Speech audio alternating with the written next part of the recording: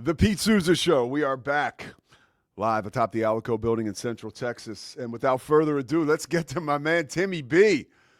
Tim Brando. There he is. I mean, of the legendary Tim Brando, I got a Cheers. chance to talk to him about the legendary Lee Corso. And I also get to pick your brain about the college football season. How's it going, Tim? It's great. I just flew back from LA. We had our NFL and college football seminar out at the Terranea Resort in Rancho Palos Verdes. And so I flew home last night just to be ready for you today. So you guys, there's not many people, Pete, you, Chris Visser, a few other folks, you know, I've known Leslie's brother for a long time. He's a good man. And anytime you want me, feel free to reach out. As you know, I'm an admirer of your work. So great to be Timmy here. B on a red eye to join the Pete Souza Show. It seems like a reach, but I'll take it, baby. I'll take it. Terranea is beautiful. Terranea is beautiful, by the way. Oh, it is. It's gorgeous. Listen, no disrespect to all the other networks where I've been. The seminars that they did, which were wonderful, informative, fantastic. We're all lucky in this business to have had the opportunity to work with different people, but no one does a seminar like Fox. Trust me, the setting is pretty amazing, and they do a great job. And it's always fun to be there. This is why hard to believe, Pete, but this is now my 12th year with Fox. It's been a blur. It's been an absolute blur. I'm not getting nearly as many questions about my 18 years at CBS as I once did. So I guess maybe people have sort of figured out what channel I'm on these days. Well, So. I love it because I'm a Big 12 guy, so I get to watch even more often Right. as you guys get going with the Big 12 season. But before we get into college football, I want to jump in the time machine. Lee Corso's 90th birthday, obviously, Yeah. his last season coming up. You were his original partner. And I don't think people overlook that. Really, when people look at the history of Game Day, it's pretty well known that it was you, Bino Cook, and Lee Corso. Well, you're a broadcaster, okay? You're a guy that's in the business. Yeah. But it's those were the dinosaur days of ESPN. I mean, we had just sold from Getty Oil to Cap Cities. Disney was way in the future still at that point in time. They did have a little bit more of a budget to work with than they had when they hired me to call some games in 1985. They managed to get an extra zero on a check at that time, as opposed to just the two that were there before when I was freelancing for them. But it was a great opportunity. But it's been, for me, my last year of hosting Game Day was 88. I did 87 and 88, went out, did games in 89, moved away from Connecticut back to Louisiana to keep my house in order and my marriage together. And I did work with Lee a bit more between games and doing halftimes after Fowler had taken over. Bob Carpenter, the voice of the Nationals, who's retiring this year, is actually the guy that replaced me. Chris was still doing Scholastic Sports America. He was a baby. I think Chris maybe just turned 60 or 61. I'll be 70 in February, so I've got him by a little bit. But those were wonderful days, and I'll always remember them. I say many times, Pete, that we're really lucky in life if we meet a handful of people in our lives that are difference makers, dynamic human beings, great, successful people.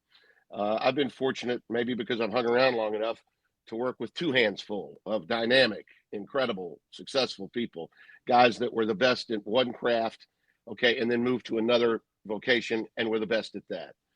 Lee is one of those guys, and I did his audition tape.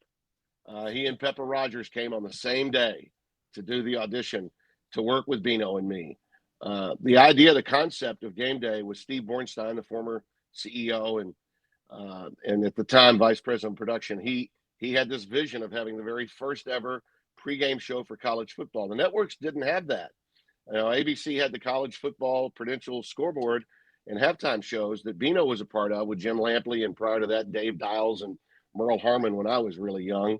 But they couldn't get the networks to clear cartoons at mid-morning, at 10 o'clock in the morning, to do a pregame show. So with cable, you didn't have that problem.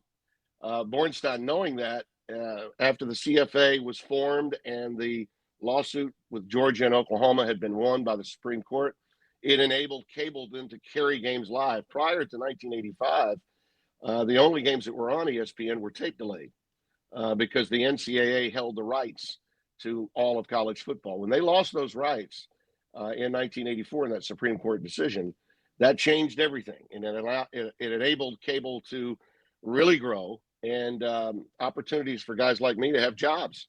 Because if you weren't working at ABC and you weren't doing those one or two games that they had, you weren't working in college football.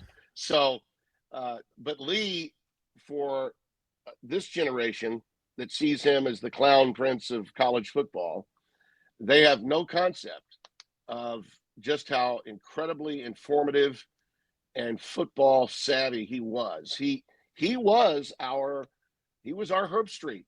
Okay, he was performing Herb Street's duties, and in addition to doing game day, he was out doing games at the same time half the time.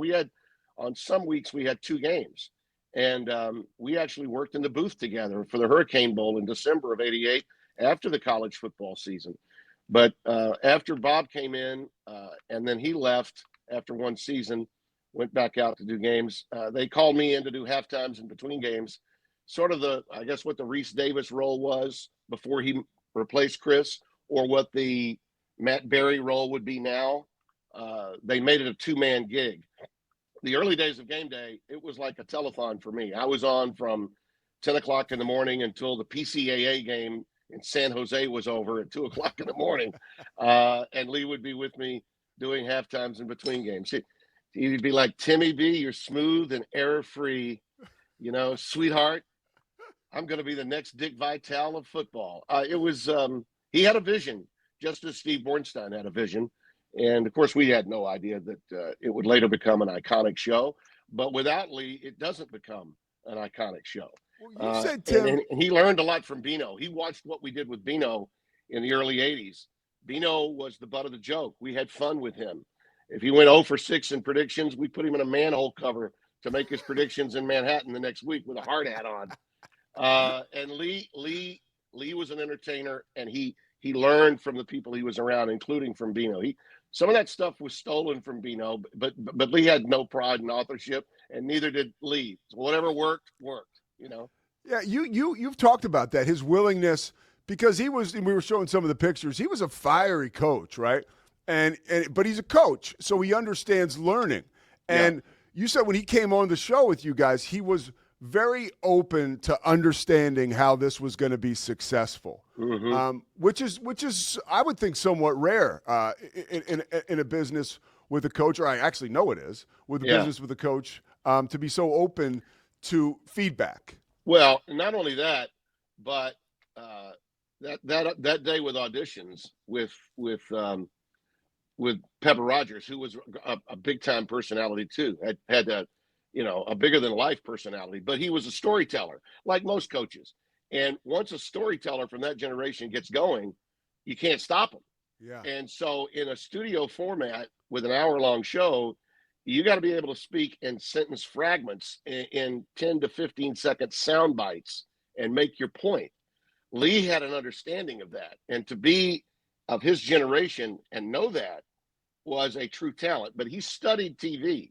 He had an idea of what he wanted to do. And that day, I've done a lot of, I don't know why they had the two together, but they did. So they knew they were both vying for the same job. And listen, Lee knew his record was not as good as Pepper's. He knew Pepper was much more well-known than he was, having been at Indiana and Louisville, not exactly football meccas.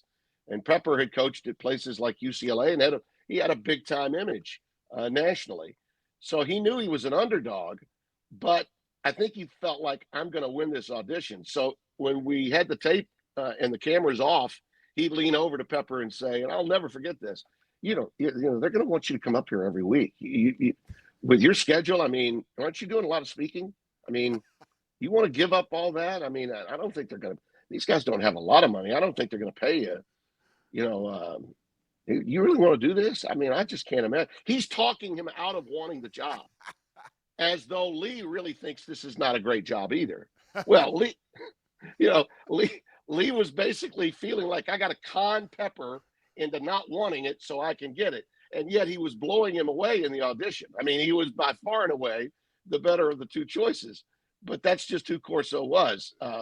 That's I had amazing. worked That's with an him. amazing anecdote. That's Yeah, amazing. I had worked with him in the USFL when he was coaching Reggie Collier and the Orlando Renegades, and everybody at ESPN had met him through that. So he had won the favor of some of our And producers. Our Pepper coordinator, Rogers coached in the USFL too, right? yeah, He was a real personality. Yeah. yeah, he had the showboats. Yeah. Yes. Okay. And guys like Walter Lewis were playing for him. Reggie Collier was. I mean, that experience was incredible for me to call Herschel Walker's record-breaking run. I was so lucky to join up and get freelance work in 1985, and those experiences were entrees into getting the game day gig and moving up and becoming a full-timer. I was still working in Baton Rouge and living there, and when the phone rang and they said, "Tim, we need you here, we need you there," I was running off. I had a good deal at the CBS affiliate in Baton Rouge. They were good to me. And you loved getting out. You liked the studio, but you loved getting out and calling games. But being in the studio, you got a chance to be with guys like Corso long term. You've mentioned he's one of the 5 most important people ever to cross through your life. What's the number one reason you say something like that? That's powerful for a guy like you to say. Because he had a vision for not just what he wanted to accomplish, but what he saw in other people. He could tell them, he knew I wanted to call games, okay? And he was like, "Timmy, sweetheart, they're going to be seeing your pretty face every week. When you're up there doing a game, you're just a voice. You could be anybody. But I mean, so they see you at halftime and for like 2 minutes before the game. Your mug's going to be on TV all day and all night. And if you love college football, they won't be able to escape you." And he was right about that. I was a little bit disappointed when I was told after moving up there that I wasn't going to be doing games, because I'd already done the USFL. I'd already done a lot of college basketball. But Bornstein was starting the Game Day brand with Chris Berman on NFL Game Day, and Tim Brando on college football Game Day. And, it was – I'll just say what Steve used to talk like that. He would say, "You're my blanking guy. You're my blanking college guy." You know what I'm saying? Boomer does the NFL. You're my blanking college guy. And that was also inspiring. And they were right. And I don't know why I was as good as they said I was good in the studio. I really don't, other than I attacked it like a game. I wasn't a script guy. I learned how to write for television through SportsCenter. I'm glad that I did that too.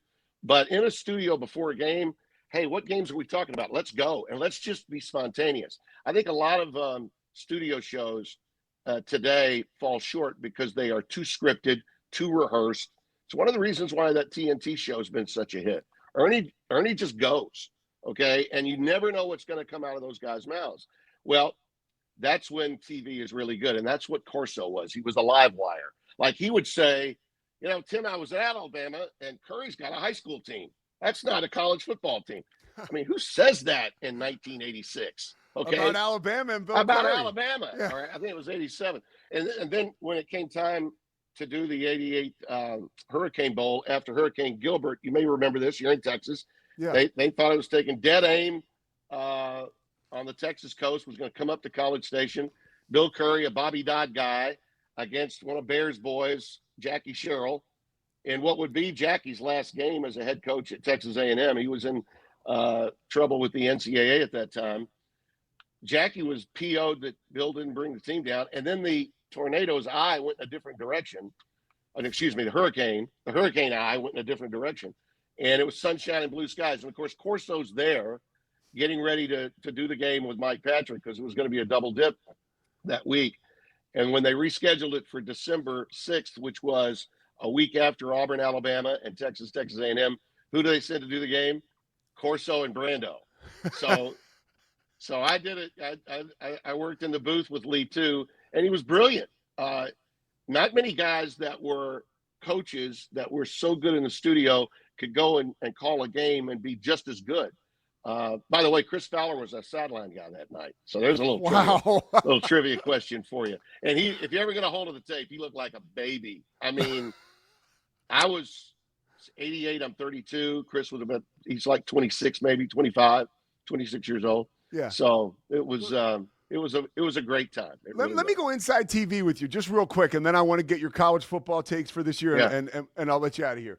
When you talk about studio shows being unscripted, like, give a little bit more background on that. Like, do you mean like flat out, like, I got bullets, I got cards, and that's it? Because I do totally agree. Doing these studio shows now, once a teleprompter gets involved, it gets really, it gets flat. It does. I would tell them, if you've got a feature that needs a certain lead, fine, put the prompter in. Like, we've got a story from Ron Thulin was our, remember that name? Ron Thulin was our Dallas correspondent. He was based there.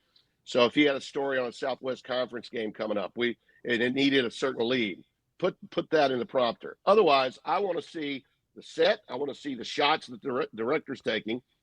We have a rundown, a little sheet with a rundown on it. Yeah. So we're going to hit on these topics, and we go. And, maybe rehearse it once so the director gets a feel for what he's doing. But listen, we just want to talk some ball. And, from time to time, if one of the guys on the set, whether it was Bino, I don't want to talk about that. It's like, well, Beans, I don't care that you talk about that. Just let Lee go. And then I'll move on to the next thing. Because producers will not, Bino needs to say something. I don't want to blankly talk about it. So I said, if Bino doesn't want to talk about it, it's a waste of time. So let's just move on to the next thing. Yeah. And that's how we rolled. And it made for a lot of fun. And if the two of them got crossways, on something, and Corso and Bino could, I'd just lay out and let them go. Yeah. Just let them go. And then I'd interject and be the traffic cop. Scores and highlights, same thing. You got a card. Howie Schwab was our research guy. Howie brings in the card, and here's the score. This is the whatever 88th meeting between the two, so that kind of thing with little nuggets on it. Highlight sheet, boom, one play, go to it, and then let's talk about the matchup the rest of the way. That made for good TV, fun TV, where you weren't sure what the other guy was going to say. I think some of those shows now, they're so very predictable. And a lot of times it's almost like you can tell a guy's going in another direction because he has to. Yeah. Okay. No, I want you to say what you truly believe. And if you don't believe it, don't say it. And in those early days, they trusted us. And that was another key factor, was the trust.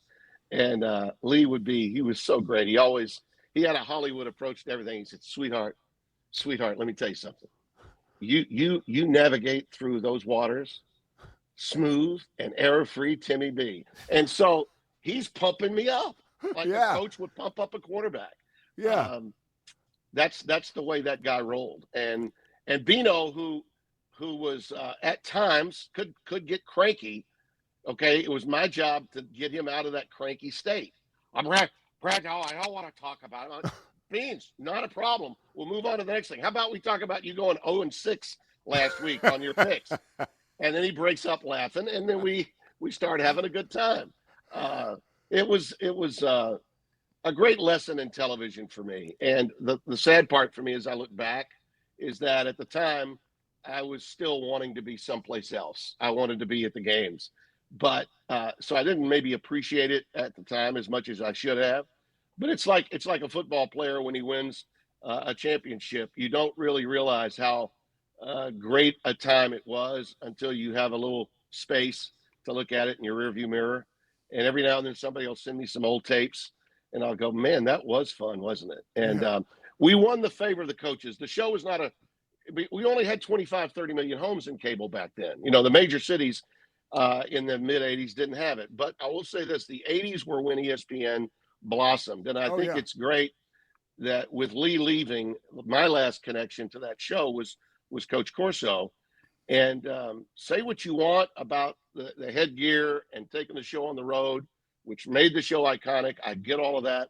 But the creativity of the people that were there in the beginning had to be off the charts because we didn't have the budget. We didn't have the amenities that they have today. And so if you didn't have the right people, both on the set and behind the scenes, you'd have been in trouble. Lee and Bino played off of that really, really well. And we made it a family atmosphere. I'd go to the Holiday Inn Plainville, pick up Bino at like 8 a.m. for breakfast, take him back into the studio. Corso's getting ready, and we get fired up and talking about it. Lee would take little cat naps whenever necessary. That's why you stay in this business through your 80s and into 90. He always had this incredible energy, but like Bill Raftery, who's I think 82 now, these guys can take 30-minute and 15-minute naps, and then they've got staying power to the bars at like 2 o'clock in the morning. It's unbelievable how they do that. I gotta get your take on. It's amazing too, by the way, how you use your lens to look in the past, but you use today's perspective to kind of really go through that lens, which I appreciate. All right, a couple more for you on college football now. You're coming off that seminar. What is the number one storyline for you as we really ramp up now coming into this college football season? Arch Manning. I don't think it's close. I mean, that's the story. They're preseason number one. He comes from the first family of football, all football. I used to joke and still do with my friend Terry Bowden about the first family of coaching, which in my opinion will always be the Bowden family because of what Bobby did, what Terry and Tommy both did at their respective schools at different times in their careers. But the first family of all football is the Manning family. And I saw Coop and his wife Ellen out at our seminar just yesterday. And I knew about Arch when he was playing at Newman as a freshman. The old redhead, as you know, worked in the studio with me at CBS along with Spencer Tillman. Archie and I, the patriarch of the family, we did Saints preseason games together for about 6 of the 11 years that I did it in New Orleans. So I've known about this kid for a long time. And trust me, Pete, if you saw any of the SEC media days, you noticed the horde of press that were following him. I mean, you would have thought it was Trump holding a press conference in D.C., with all the people that were there. Yeah. And he handled it with such aplomb. And talk about sound bites. The kid took every question, and he gave you the perfect 12 to 15-second cordial soundbite where he said absolutely nothing and smiled. Perfect. That's exactly the way you teach a guy, right? And I don't think they taught him. I think he was just around those guys. And it was funny. Sark was with us. We talked with Sarkisian at one point on a Zoom, and Sark said, "I've not had one call from Coop, Eli, Peyton, or Archie. Not one in the time that I've had him. The kid was ready, and it's any decision he makes is his decision. That isn't to say that he doesn't seek counsel from time to time, and if he seeks counsel, I'm sure they pick up the phone, but he's ready. Yeah. So Arch is by far and away the number one storyline to the game on the field this season, and everything that emerges after the Ohio State-Texas game will spin off of what happens with Arch in that first game. That's my opinion as to the number one storyline. Now, if you're looking globally at college football, I think that you got to start thinking about the reign of power that may be emerging in the Big Ten in terms of consecutive championships. Yes.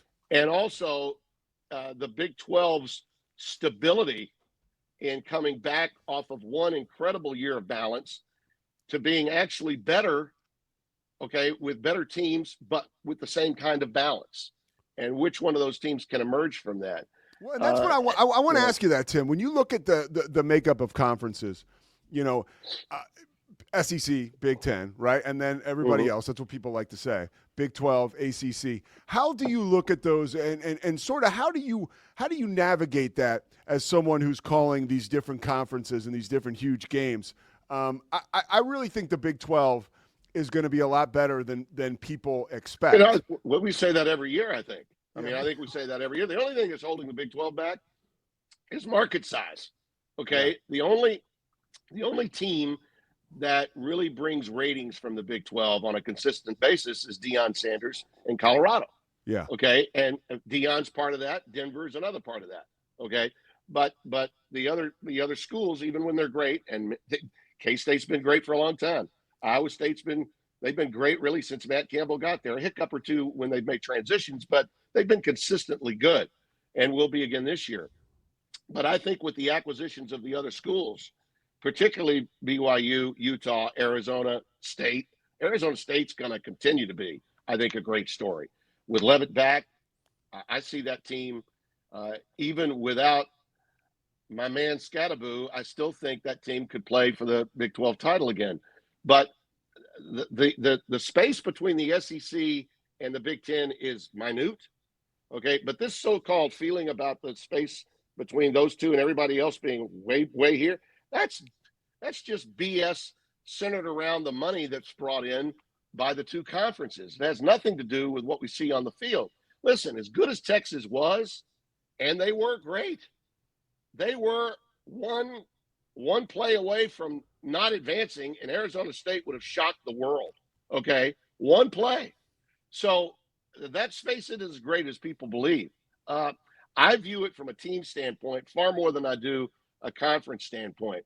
But the conference rivalry aspect, and my team's better than your team, my conference is better than your conference, all that's part of what drives the tribalism of college football that makes it so much more fun, in my opinion, than the pro game. You know, I love the NFL more than any other pro sport and follow it more closely. I'll do an NFL game this year on week 3. I'm doing the Panthers and the Falcons after I do a Friday game at Rutgers with Iowa for Fox. So I love dabbling in the NFL still when Fox needs me to, but I would never give up college football for an NFL gig. If they want the old left-hander to come out of the bullpen every now and then, fine. But the college game to me is far more enjoyable, far more dramatic. And there's so much more that the fans don't know. They think they know, but they don't. They know about their teams. We've seen some studies just at this seminar. You'd be amazed, Pete. I'm sure when you guys have yours at ESPN, you'll probably hear the same thing. So many people that watch the college game love their team, but they know nothing about the other teams. Okay, that's how fractionalized college football is. Incredibly popular. We've never seen more viewers to the college game than we have now. Okay, but those viewers are only there sporadically. They're in and out. Okay, if you're doing a game in the first quarter and you're telling a story, if you don't maybe tell it again later in the fourth quarter, remind people about it when the game is on the line, they didn't see what happened in the first quarter. They just tuned in midway in the third. So it's not like the NFL in that sense, where there's only 30 or so teams, and you've got fans that know not only their team but the other teams because of fantasy leagues and whatnot. We've got way too many schools, way too many time zones for people to really know all the things they'd like to make you think they know. So it's up to us, I think, as communicators and storytellers, to keep them up to speed. And of course, when we don't, they let us know on these little puppies, I guess. Right? Last question for you. You're uniquely qualified to answer this. It crossed my mind while we're talking.